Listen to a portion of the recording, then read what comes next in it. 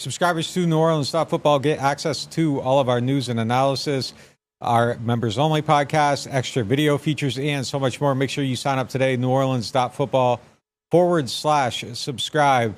Use the code NOF to save 20% on your first payment.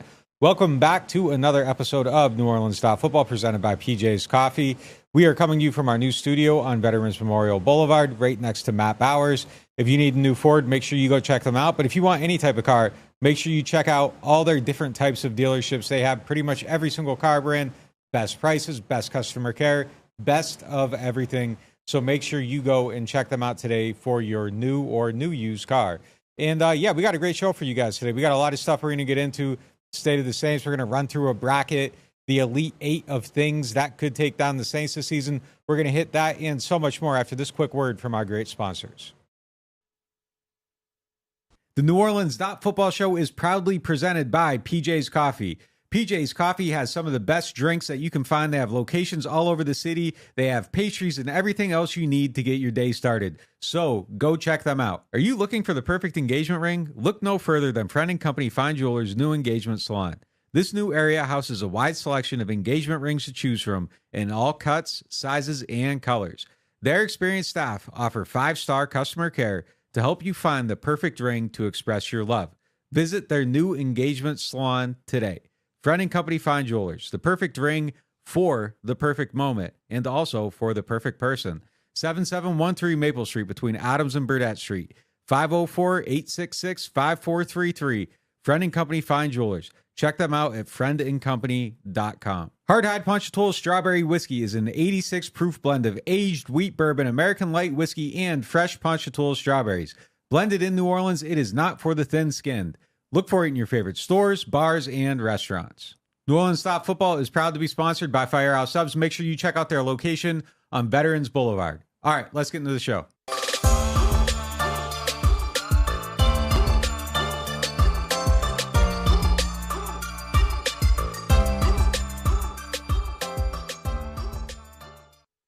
Let's get into our lead topic presented by Friend & Company Fine Jewelers, the official jewelers of the New Orleans Saints.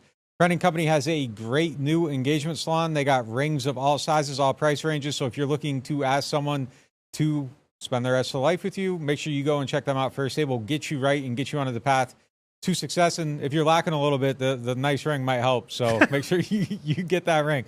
While you're there, make sure you check out their Florida Lead necklace and earrings that you see on the screen now. The earrings are priced at $1,100. The necklace is $1,350. All right, let's get into our Elite Eight of the things that will make or break the Saints season. Yeah, you said 8 things that'll take the Saints down. Some of these things could lift the Saints up. They Come might. on. Positive. Think positive. There's not a lot of positivity in the fan base right now.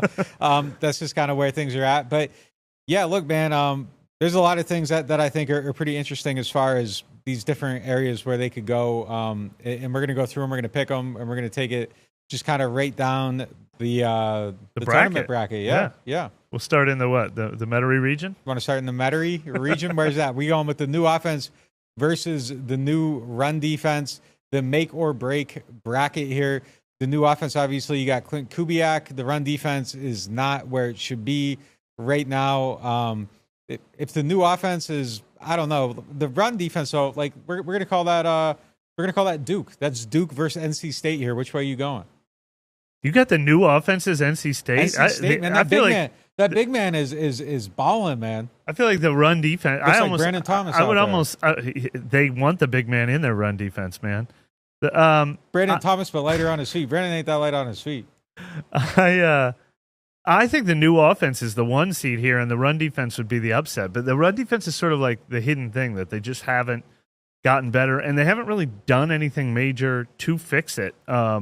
Unless they add a draft pick or a June 1st or whatever you want to say, May 1st free agent signing. But I also don't think the run defense is nearly as important. I mean, I think the new offense is the obvious choice here. We're going to agree on these. This is going to be collaborative.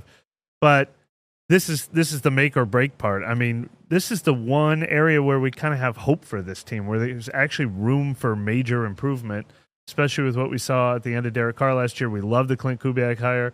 We love that they brought in John Benton, Rick Dennison, the veteran guys who could fix this offensive line run game. I think the new offense is the number one reason for new hope on this team. Isn't that one of the biggest make or break factors in this whole team this year? Yeah, we really kind of got like the 1 seed versus the 16 here because, the run defense is what it is. And if the new offense is good, that takes something off the run defense. So that helps a little bit too. I think I'm going to move ahead just easily here with the new offense. I feel good about it. I feel good about the direction they're going. This is hope versus pessimism. I'm going to go with hope on this one, I think. How much could I agree? So Brandon can start typing new offense into round 2, but just real quick, how much could a bad run defense sink this team if they don't get that fixed? Do they miss the playoffs again, or can they survive a poor run defense? Yeah, I mean, I think especially if they keep Marshawn, you want to be stopping the run, force teams to pass. You don't want them even considering running on like 3rd and 4th or whatever. Like, and we saw that at times last year. So it was definitely better if they're in that situation. So, yeah, if they can't stop the run, I think it does cost them a game somewhere. The net collaborative effect of it at some point, I think, does cost you a game because if teams are running on you like that too, the other thing that plays into that is the pass rush. Like, you don't have good pass rush or anything too. So, like, everything kind of plays together into that. So I think you're failing in multiple places if your run defense is as poor as it was last season. So I think that's just kind of like a net cumulative effect there. So, yeah, they definitely, if the run defense is bad, they aren't making the playoffs. We mentioned the other day that signing Willie Gay Jr. should hopefully help with the way quarterbacks have been running all over them, especially last year, the last couple years. But I agree. This belongs in the Elite 8, but it doesn't move into the Final 4. Absolutely. All right. Moving down on that side of the bracket, the offensive line versus the pass catchers. I think offensive line has a chance to win this thing. So I'm going to put that ahead of pass catchers. I mean, look, I'm really confident in Chris Olave. I'm really confident in Rashid Shaheed. We're excited to see what A.T. Perry could do. Cedric Wilson was a nice signing. We think they're still going to add one more player, whether it's a tight end or a draft pick maybe in the receiver group. Jha'Quan Johnson can only be better. I feel pretty good about the pass catchers. I'd like to see them take a step forward, but I don't think they're going to be like the run defense. I don't think pass catchers is a weakness. The offensive line is the big screaming, the fire is coming and it's kind of out of control right now. They need to add talent. They need to coach it better. They need the guys that they have to be healthier and play better. I think offensive line has a chance to win this whole thing. Here's the thing. You could add like Justin Jefferson to the pass catcher mix, and it wouldn't matter if they don't have starting caliber offensive tackles. And right now they need I'd like to two. See. Well, I'd like to try it. He ain't getting on the field very far, but you got to be able to block just to take advantage of those guys. You aren't going to be able to take full advantage of them if you can't block. Now, I do kind of think that there very likely could be an agreement with someone to where maybe, hey, like we'll hit you up after the draft, like because that's when that no longer factors into the comp pick formula after the draft, and we've seen Tyron sign that. We saw Jameis sign that. We saw Jarvis Landry sign after that date. There's sometimes these agreements in place, and I wouldn't be surprised to see Avonte Maddox join the team after then too. Very early visit, kind of disappears. I kind of feel like he's coming back, and it was just kind of like, hey, we're going to do this, but we aren't going to execute it until then, or we'll revisit it then. I wouldn't be surprised to see like Mekhi Becton be one of them guys. It feels like there has to be something in the works right now with what they know. Okay, so Mekhi Becton comes in or Andrus Peat comes in, whether or not they draft a guy on in round 1. But, I mean, they're still not saviors. I mean, it helps a little, but man, I still want that round 1 pick. I think you still make a round 1 pick, but you need 2. Yeah. You know? So I think you cover 1 because it's going to be really hard to cover 2 in the draft, and then counting on pick 45 to be a starter is a long shot. So I just feel like there has to be something in the works. I don't know. We've watched them operate for too long to believe that that's kind of just there's I guess the only thing that would stop them from signing a guy like that is if they end up drafting 2 guys in the first 100 picks or something like that. Even then they might still need the veteran. We'll talk more about the offensive line in a minute though, because they have made it to the Final 4. Yeah, they're making it further than the Final 4. All right, round 1 on the other side, Dennis Allen versus the secondary. Secondary is interesting because it includes Marshawn Lattimore. The fact that We still don't know for sure if Marshawn Lattimore is on this team. You could make a case for Marshawn Lattimore being available versus Marshawn Lattimore being traded as being as important as anything we're talking about today. But I'm still going to go with Dennis Allen. I mean, I don't know how many wins difference Dennis Allen can make strictly by like learning how to be a better head coach, by being able to reach the guys more, motivate the guys more. I mean, the fact that he hired Clint Kubiak already and you know, the staff changes he made on offense, he's already done part of what he needed to do this year. He has some things as the defensive coordinator, the de facto defensive coordinator for this team, that he's not got to clean up, including the run defense.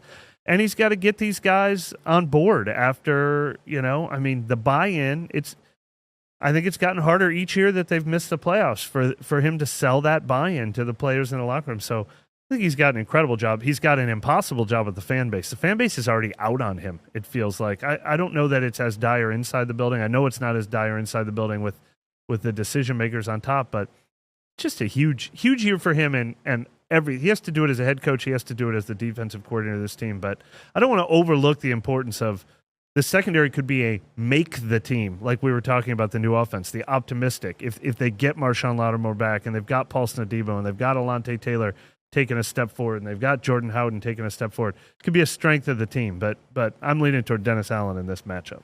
I'm going secondary here. Okay. And I think the secondary could make or break the team. If Marshawn's not part of it and they're poor, like that's something that breaks it. If Marshawn's here, it makes it. So I think it kind of covers it on both sides. I understand the frustration with DA, and I understand the pessimism around him and everything, but ultimately he's 17-18 as the head coach of the Saints. He's fine. Like, there's a lot of people that aren't good coaches that end up with like good quarterbacks or whatever, and they get carried by it. Like, I don't think he's a bad coach. I think he's great at his side of the ball. I think that there's things that he probably would tell you he could do better leading the overall room and everything. So I'm not trying to make a case for him like as a reason for anything. I'm just saying that I think that some of this stuff is a little bit overblown at times with the conversation in terms of like, you know, he's the worst coach in team history. No, I saw someone saying the other day, like, come on, he's 500. He's a definition of average, and I think if you give him some things around him, it elevates him a little bit. So look, but everything is kind of to his making. He brought in Derek Carr. He brought in a lot of different stuff. So to me, I'm going, but I think it's secondary here. I think the secondary could drown him, and I think that it could elevate him. So with that one kind of going both ways, I feel like that's kind of a bigger story. And to me, like, DA is just kind of a fixed asset at this point. So it's kind of like, it's just I do agree with that concept. We're not saying that Dennis Allen is great and, you know, that he hasn't done a poor job or anything like that, but fixed asset is the right word. I don't think there's as much wiggle room with how much better DA can be or how much worse DA can be. There's a ton of wiggle room in how much this secondary can become an elite NFL secondary or a problem that kind of, you loosen one string and the whole thing falls apart if the secondary isn't strong for this team. So I do agree with the secondary having more variance that will make or break this team. Yeah, look, I don't want to be out here like it's like I'm rallying behind DA or anything either. I just think the conversation's gotten a little bit out of control a little bit. It's just kind of like he's just kind of been fine. Like it's just, but like fine took a while to get there. I think this year's make or break for him though, and I think he could absolutely coach his way out of the building too. Like I think there's a lot riding on this season. I think expectations haven't been met. I think there's a lot of stuff there, but the fact that like every time I go on Twitter, it's just like he's the worst coach to ever live, and it's like he's 500 in this situation. So I think it just should be had in that context, but I don't think 500 is acceptable either. But I also think that, and I include myself in this, like I think we've overrated the roster at times too, and I think I definitely did that last year. I definitely thought they had more on the team than they did last year, and that kind of elevated expectations. Having said that, they came one game shy of meeting kind of the baseline expectation of everything. So I don't know, man. It just feels like it's gotten a little bit wacky just in terms of how far that conversation has gone. But I understand him being on the hot seat and all that, and he should be. Yeah, just like the run defense. He definitely belongs in the Elite Eight conversation. But, yeah, just more variance in the secondary, I think. All right, Derek Carr versus the pass rush. For the same thing, it's hard to call Derek Carr a known asset, but because things were so much worse than we expected early last season, And then even better than I think people realized late last season, we've mentioned a bunch of times on here, over the last 6 weeks of the season, he had 15 touchdowns, 3 interceptions, and the best passer rating of any full-time quarterback in the league over that stretch.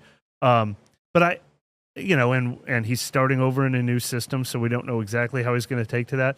But I don't think Derek Carr is going to turn into a top 5 quarterback, and I don't think he's going to turn into a bottom 5 quarterback. I don't think there's a lot of variance there.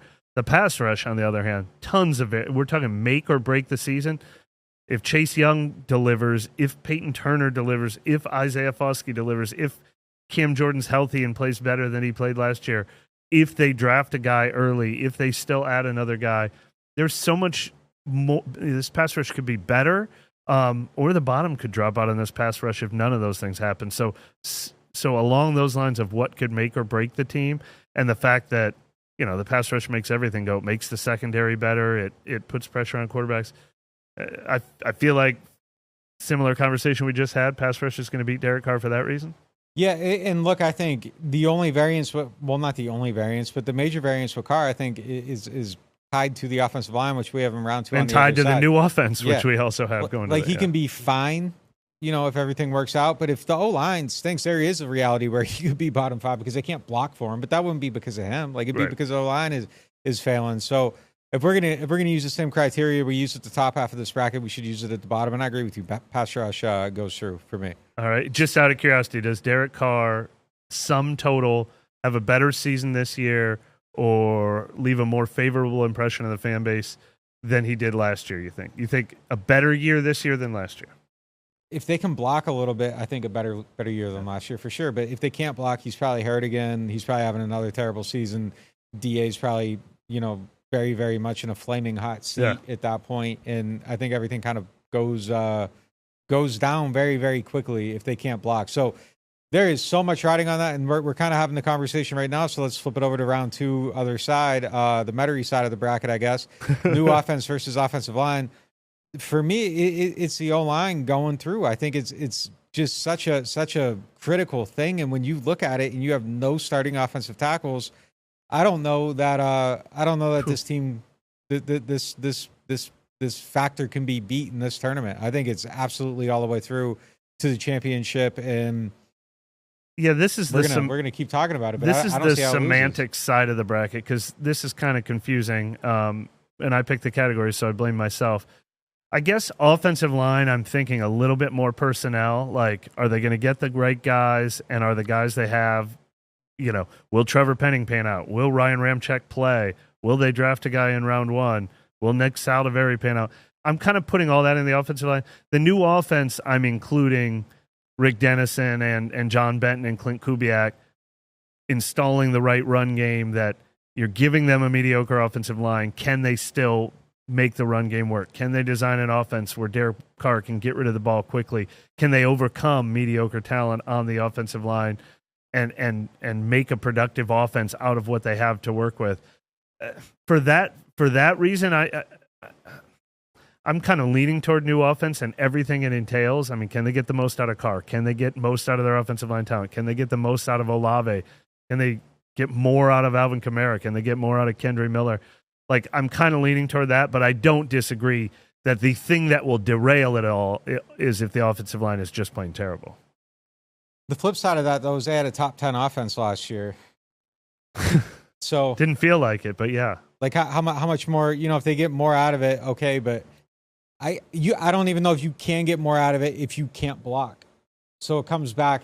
I think the blocking, I don't think it matters if you have a system if you can't block. Like I'm kind of like if we both get a trump card here, like I am throwing it down on this one and pushing the offensive line through, because like I feel like it's just such a critical thing.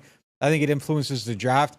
I think it's going to influence their ability to get like other people that they could use for that new offense, because now you got Ramczyk out, which was an unplanned absence. Like I think it just kind of just pales over everything, and I don't think it matters what plays you call for your quarterback or your run game if you can't block. Let me ask you this: I'm not disagreeing with you. I'm trying to figure it out as we go, because I think the winner of this game is going to win the entire thing. But would you rather, if somehow you could quantify this, would you rather have a just basic, average, fine, Dennis Allen level 17 and 18 level offensive system and above average talent on the offensive line, or perfectly average, fine, 500 level talent on the offensive line, but one of the better. You would rather have Kyle Shanahan and mediocre talent, or, great offensive line talent and mediocre coaching? Well, here's the thing. You can look at this system around the league, and there's a lot of mediocre offensive lines that have looked good because of this system. So if you get the mediocre, I think that the system elevates it, but I don't think the system can elevate worse than mediocre. Yeah, worse than mediocre. So yeah. I guess the way offensive line would not be number one if they just had their offensive line even from 2 years ago. It's in dire straits average, right now. Just average guys. But I think the thing is for me, like, I'm looking at this, and it's like one's a battle to 500, and if you don't get there, you're below 500, and everything breaks down. And then I think the other one kind of lifts you from that 500 point. So it's like you got to have one to get to the other. But I think this team's like battling a standard right now of like that 500 mark, and you don't want to be below it again. And I think if you go below it, things fall apart. So I'm just trying to get to like a baseline of confidence. Offensive line is what could make this team.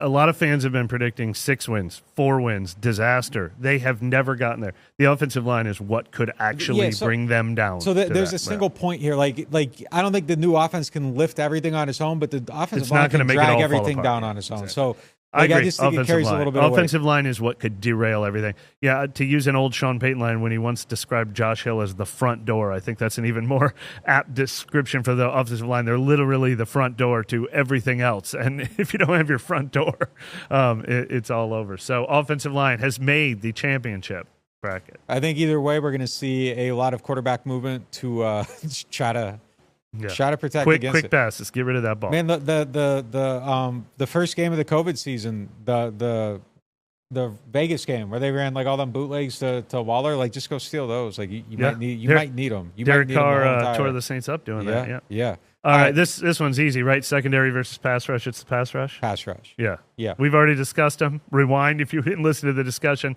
but it's pass rush in the championship versus the offensive line for sure. Now.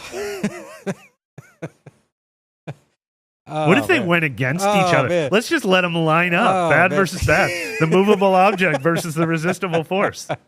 Oh man, we got the offensive line versus the pass rush. I think this is going to be a pretty easy one. The pass rush could get better. The pass rush, like I said, Chase Young could be a revelation. God knows if Peyton Turner or Isaiah Foskey could be better. But if they're all if they don't live up to expectations, if they're what they were last year, there's enough guys. There's Cam Jordan, there's Carl Granderson, there's Tano Passanio. We think they'll add one more guy to this. If they all just perform, I don't think this team necessarily gets worse. I think, as we just discussed, the offensive line could just crater. I mean, the offensive line on its baseline might be worse to start with, and it could get way worse. I think the potential for disaster is greater on the offensive line. And, hey, if they draft a guy in the first round and he's like an all-rookie level stud at left tackle, there's room to get better, too. There are young guys like Penning or Saldeveri who could do something we don't expect. So there's room for growth in both. I think there's more room for collapse in the offensive line. No arguments from me here. I think that, yeah. And look, the thing with the pass rush is you can manufacture rush other ways, even if they don't have a good D-line. Like, they'll still get their sacks because that's what Dennis Allen does. But the offensive line, if you can't block, you can't block. And there are things you can do to help with that a little bit. But it's just, I think at some point you have to be able to block. You got to rush the passer too, but like you can send DeMario, you can send Alante, you can send Tyron on a blitz. Like there's different things you can do. So I'm going with you. I think it's offensive line all the way here. All right, just to say something good about the offensive line, we think Eric McCoy had a really good year last year. Great player. Feel good about your center position.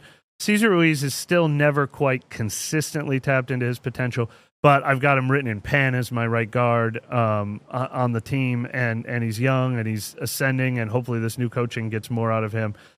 So it's not like 5 question marks all the way across the offensive line, but the other 3 spots are major question marks right now. That is our champion. That is our first ever Saints Madness NOF bracket. Good work on the graphics.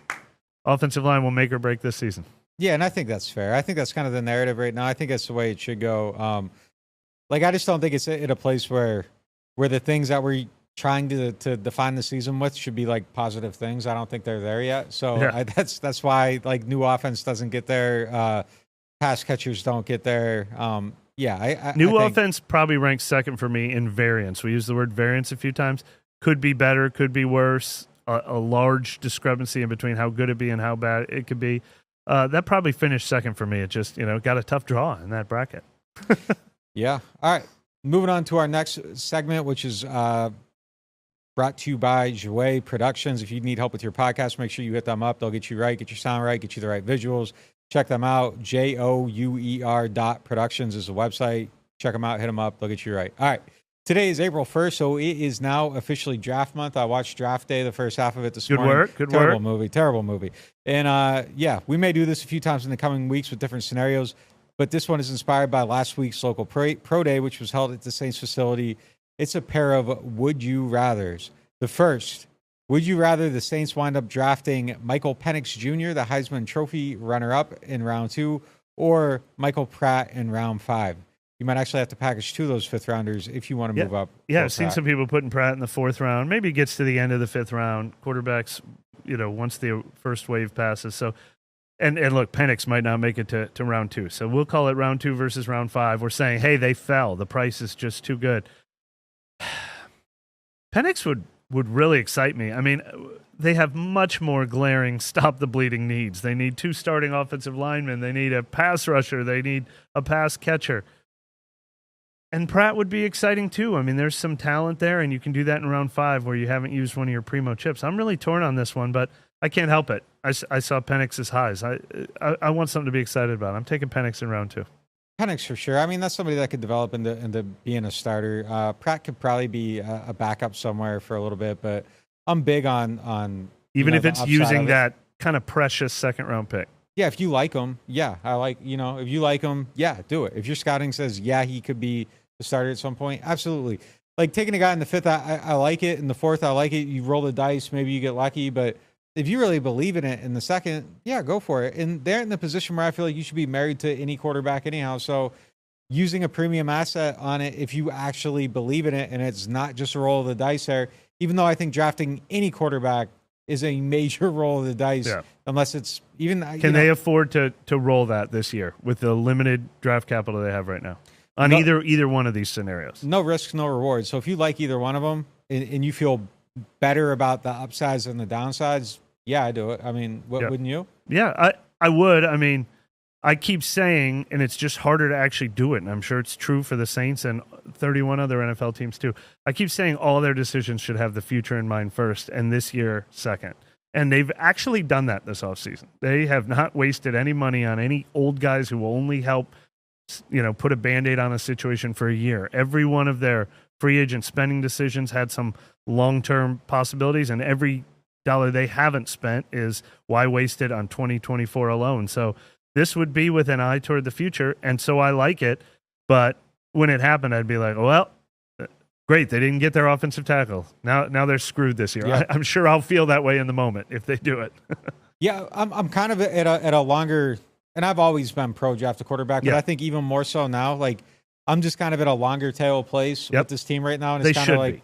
Yeah, if you can sell me on something that's going to help you 5 years from now, and as opposed to like right now, I'm willing to sacrifice this year for anything. I'm willing to sacrifice the whole entire. Like you can go make any type of trade you want if you go up and get a quarterback. Like that's one trade up. Like I'll support. Yeah, if they had C.J. Stroud, nobody would care who the other 52 players on the team are. I don't know if anyone can name the other 52 players on Houston, but they know they wish they were Houston right now. Yeah, well, if C.J. Stroud immediately coming out of the draft, like everyone would have been pissed. Like, this isn't the guy.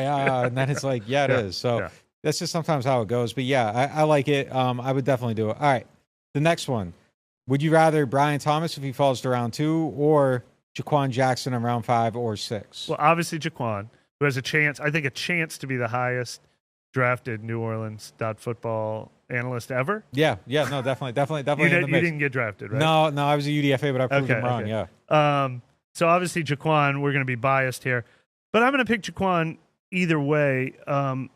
Brian Thomas Jr. falls to round 2.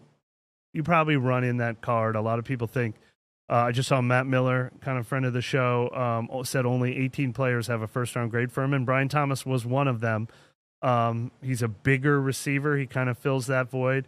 But I really want to use those first 2 picks on the offensive line or the defensive line. We just went through the bracket, and that was our finalists, offensive line versus pass rush.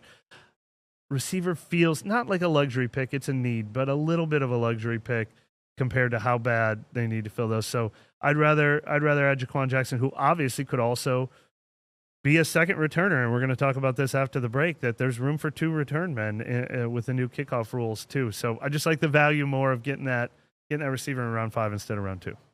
You know what? Give me both of them. Like, sure, yeah, sure. Give me both of them. I'm not gonna even pit them against each other. I like both of them. I like both their roles. I like the value of both in this exercise right here. So yeah, I will not be complaining if they end up with Brian Thomas Jr. at pick 45. We got one more in the chat. Would you rather, and this is from Matt, appreciate the support, Matt.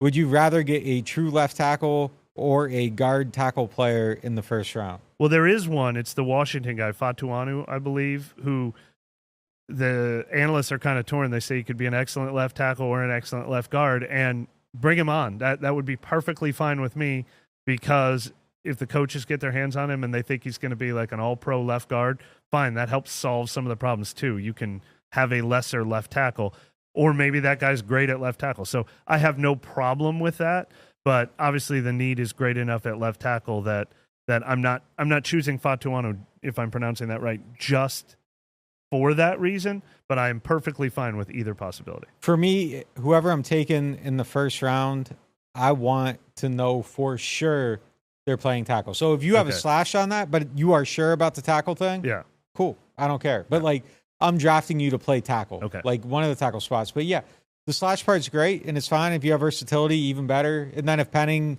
hits and you sign a Becton, and now you have 3 guys, and you can move that guy inside. I mean, it's kind of a benefit, but I'm not building for that. Like, I just want to know not for choosing sure. guard for his versatility. At 14, but that'd be a bonus. I am drafting a tackle. Like, you have to for sure be a tackle. All right, that's going to do it for the first half of the show. We'll be right back after this short word from our great sponsors. Stick with us. We'll be right back. Are you tired of renting and ready to own your dream home? Contact Jefferson Financial Federal Credit Union, your trusted source for home loans. Our competitive rates and flexible terms can help make your home ownership dreams a reality. If you're a first-time home buyer or looking to refinance, our experienced lenders are here to help. Our online application process allows you to apply on your schedule. It's quick, easy, and convenient. Visit us online at jeffersonfinancial.org to learn more. Federally insured by NCUA, Equal Housing Lender. Martin Wine and Spirits is home to a selection of hand-picked barrel select bourbon, whiskeys, and much, much more. They are family owned and operated since 1946 and specialize in wine, spirits, gourmet food, gift baskets, catering, and tasting events. They have many locations, so they're never too far away. You can check them out in Metairie, New Orleans, Mandeville, and Baton Rouge, or if it's more convenient, you can always shop online. Whether you're a wine novice or a seasoned collector, you'll enjoy the Martin Wine and Spirit experience. All right, our next segment is brought to you by Hardhide Punchatoula Strawberry Whiskey. We've heard some really interesting things from talking with sources inside and outside the Saints organization about how teams might approach the new kickoff role. At least one person suggested it could be treated more like an inside run drill, just very spread out. Another said it will become a lot more important for teams to match personnel groupings based on the size and speed and all the other factors. But by far, the most interesting wrinkle is that some believe it could lead to teams using star caliber players on kick returns now that it's safer and there will be so many more touches available, up to 5 or 6 per week. So how does this affect the Saints, and what do we expect from them? Is it a path to more touches for Shaheed? Could Alvin Kamara be out there? Taysom Hill? Chris Olave, Alante Taylor, Deontay Hardy coming back? Or do you look for the next Hardy or Shaheed in the draft through their process of identifying those types of players? So how do you see it going? It's all really exciting. And I mean, we were talking to someone I asked, because I am always like, how do you get the ball in Taysom Hill's hands more? And I said, is this a path for possible more Taysom Hill touches? Because we always want more Taysom Hill touches. And I said, or back to the days where Kamara, remember, he had the punt return touchdown as a rookie. And those are two names that have already been tossed around theoretically. I mean, obviously they haven't drawn anything up. This rule's only existed for a week, but that's the kind of stuff we're talking about here is guys like that we want to see in open space more, that we want to see get more touches, could realistically do it. And I think that's actually so possible that Deontay Hardy is probably not front of mind because they have players already on the roster they'd like to get those touches to. Obviously, it's going to mean more touches for Shaheed, which is super exciting. And yeah, they're probably going to draft another guy. Maybe it's Jha'Quan Jackson, or maybe it's somebody from a college I've never heard of that they're signing as a UDFA because that's what they do so well. But I mean, this is maybe this should have made its way onto the bracket. Can the Saints have a special teams advantage because they've got some really exciting guys who are going to be touching the ball a lot more now? I wouldn't be against bringing Hardy back, and I'm a big Hardy believer. Like I think he can do more as a receiver. I think he's great as a returner. And if you could, and look, it doesn't seem like he has a huge market, so you could probably bring him back pretty cheap. But if this is one of those things that you do really well, is finding Hardy and then you find the next one Shaheed, instead. Yeah, find him, bring him in. Like bring me the young guy that's just kind of costs nothing. And while you're doing that, like throw Taysom Hill out there. Have like two different types. Make it a game of choice. Like, and if they choose wrong, they choose wrong. But I like having two different types of guys out there and having two different ways to kind of approach it. Like have some variety. I don't know if we know enough about this yet. Right. Like we haven't seen it to really have like a steadfast opinion, but I would rather get the ball in, Kamara's hands than kind of anybody on this list, or Taysom's hands more than kind of anybody on this list. And if they aren't going to get hurt and you don't really have to protect them, like, why wouldn't you get the ball into these people's hands? But Shaheed is still very, very close to the top of that list. He's a cheat code compared to the rest of the league. He's the All-Pro and the Pro Bowl selection among return men. I mean, they've got a leg up on everyone because of that. But, yeah, the safety factor, I mean, it's just been taken for, accepted as fact. Well, you don't use Alvin Kamara back there. He's too important to the offense. But if these are the kind of touches that aren't like a higher risk of injury, then it becomes hey, we can get Kamara 3 more touches in this game. I really hope they wind up following that path. I'm curious how many teams will. Yeah, it's going to be fascinating. If it's going to be like an inside run drill, though, like maybe our idea and understanding of like what a returner is could be completely changed too. Like it's going to be fascinating. I'm excited to see it. The blocking will become really important. So I hope they have good offensive lines. There's a whole nation of people that are going to have to come up with a new game plan for their bathroom breaks, because now like when someone touches, like you aren't going to have 7 minutes. You aren't going to have touchdown, commercial break, extra point, commercial break, kickoff, commercial break, play. Like there's going to be things that happen in there now that matter. So everyone's going to have to get a little bit quicker. But it's going to be fascinating to kind of just see how things shake out. All right. While we're on the subject of special teams, the Saints recently signed a new kicker prospect, Charlie Smith from Northern Ireland, to compete with Blake Grupe. We talked to him earlier today. Some of the highlights out there have been pretty good. I think I seen a 61-yarder somewhere that he kind of nailed. 63 on that video, but he said today he's made him from 66 and 67. So that's just the one that the video keeps going around. All right. My only thing with him, and we're going to see in camp, there's going to be competition. Every video I've watched, though, like the ball curves. Yeah, like that is, man, that would add some heart attack. That might have to be something He talked about that on the call. He said he was using the crosswind in that particular. So what he is he's a Gaelic football goalkeeper, which is not just a soccer goalkeeper. Gaelic football, as he explained it, is like halfway between soccer and rugby. But the goalkeepers in there have a kicking style that is pretty similar to the style. He did not kick in American football ever in his life until last August. And that was one of the first ones that we saw. He said he made his first 4 attempts through the uprights, but then he's been working with a kicking coach ever since. He's got the leg. He needs the refinement. They invited him to the combine. I think, he made 12 of 16 at the combine, which is not, you want to do better than 75% in a controlled environment like that. But he was, he makes them from 60 plus, and he's just like kind of brand new at this. But it's really fascinating, and he even talked about how he wrote a letter to the NFL 5 years ago. He sent it to like a generic, like inquiries@nfl.com email address. Like, hey, how can I try out for you guys? Like, he thinks his kicking style matches it. Obviously, we just talked about how the Saints find their returners from everywhere. Now they're trying to find their kickers from everywhere. They They had the Australian punter. They were the ones who had the Irish punter, Daniel Whelan, and a couple years ago who later became the Packers punter. I am all for taking a look at it. I mean, consistency is more important than a strong leg, but if he shows both, we just saw Lou Hedley beat out Blake Killigan last summer. I mean, it's a real, if he shows it, he's got a real possibility to do it. No doubt about it. They're open-minded about that stuff for sure. All right, moving on to our Martin's question of the day. Martin's is home to a wide selection of hand-picked barrel select bourbon, whiskeys, and more. Martin's, so much more than wine. This question comes from Noodles51. Do you think that Zach Streif played a big part in Cesar Ruiz's development, and could that be why Penix, Saldeveri haven't come along since he left? And I think, yeah, for sure. Zach's a good coach. He went to Denver for a reason. He was a good coach here for a reason. They hired him in that role for a reason. We saw improvement when he was here. I think that he was able to take some of Marone's like gruffness and maybe soften it up a little bit and approach it another way. Not that Zach's like a softie or anything, but like I think it was just kind of maybe that communication was a little more effective there. But look, I'll say this though, like Streif's assignment year one was kind of to be in Penning's pocket. Like they kind of told us that he was in charge of the development and Marone was kind of handling some of the other stuff. He was also kind of in Ruiz's pocket and we saw that development go up. So there are major questions, I think, here about Penning. I think a lot of it has to do with Penning. But I do think that Streif's a great coach, and there was a reason that he was here, and we saw success in year one, or with Ruiz underneath him. Yeah, a couple of things here. One thing we've heard about Streif too is that he was involved in some of their play design packages, and actually I think pretty heavily involved in some of the Taysom stuff they were doing that was working really well.